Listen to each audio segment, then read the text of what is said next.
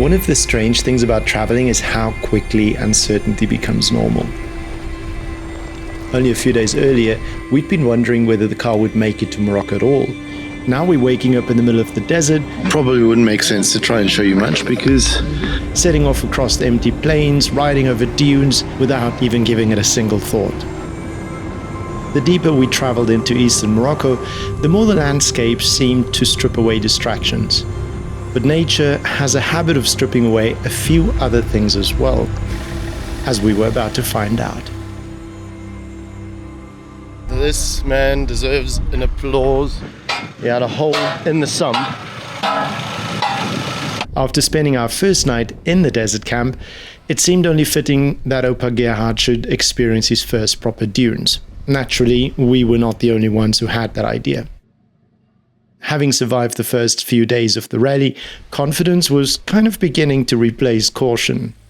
The dunes looked inviting and almost everyone wanted to see if their car could do it. Some cars floated across the sand, others, they needed a little encouragement. How did we do? It's good. Everything okay. Yes. Now, I did make a separate POV video of me driving through the dunes if you want to go and have a look at that on the channel. We were just wondering whether Uncle Willy is going to make it with his bus.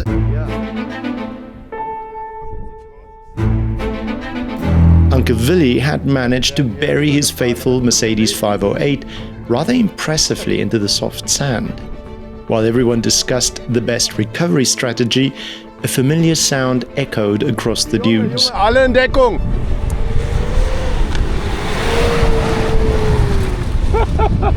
Jacob had clearly learned from the previous day. Momentum was the answer. Luckily, we had the 210 4MATIC with us, and in the end, it wasn't the BMW that had to rescue the yellow canary.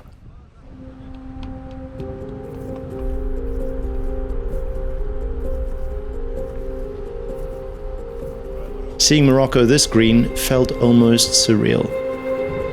Months of exceptional rainfall had transformed parts of the desert into something very few people actually ever get to witness.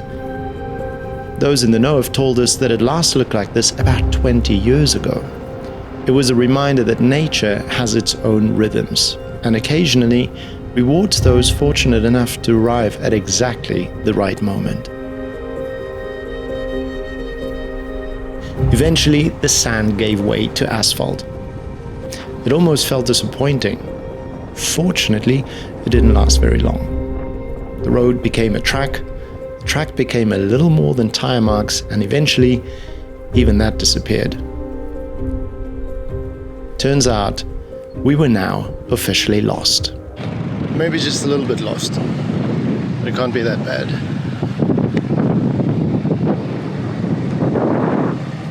Actually, it's not bad at all. The last number is 50. Whee! After several hours of driving, we decided it was time for lunch. Damn, it's hot.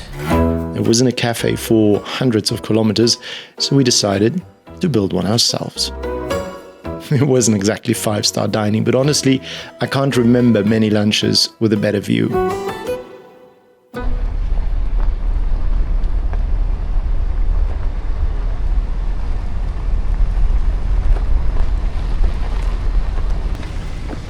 Opa Gerhard's ground clearance had been the saving grace in many situations so far, but I noticed something that hadn't been there before.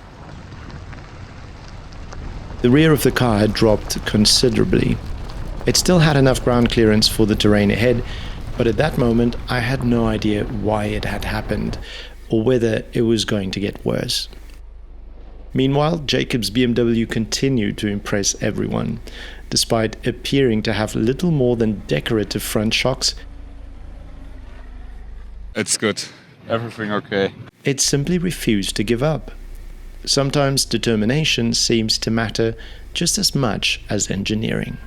Yes.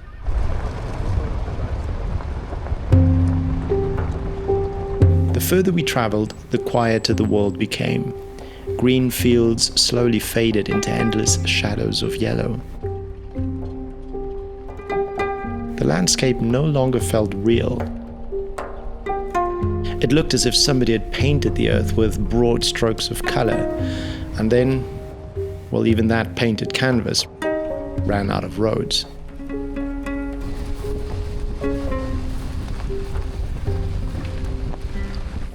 For me, a problem had never looked this beautiful.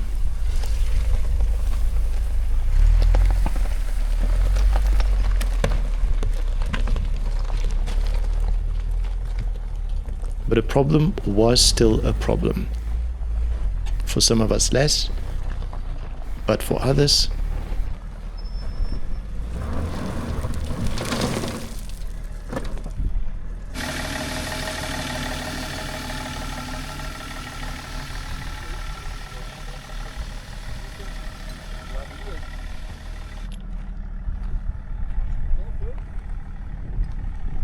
we are officially lost. Somewhere I have no clue. on the impatient side. There you go. out here, roads were not something you expected. They were something you appreciated kind of whenever they happened to exist. The heavy rainfall was enough to erase them almost completely. Infrastructure wasn't guaranteed. It was like it was borrowed from nature, until nature decided to take it back.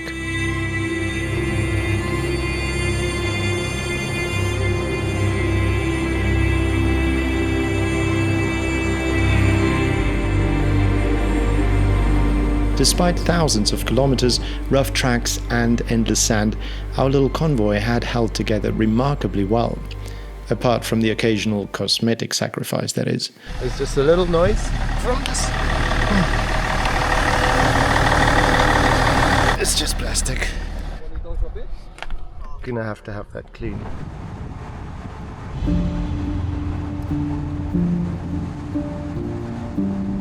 It's strange how beauty changes. The less there was, the more there seemed to be. No traffic, no advertisements, no city lights, just silence. And a horizon that refused to end.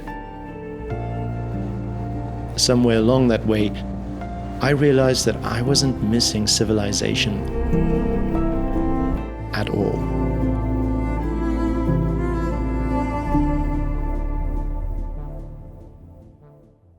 Late that afternoon, we finally arrived in the oasis town of Figuig.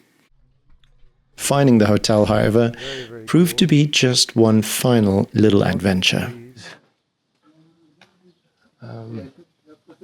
No, I think this is somebody's house. This is somebody's house.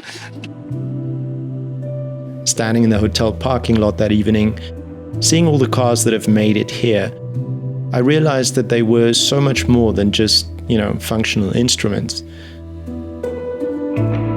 They'd moved from being cars to becoming companions.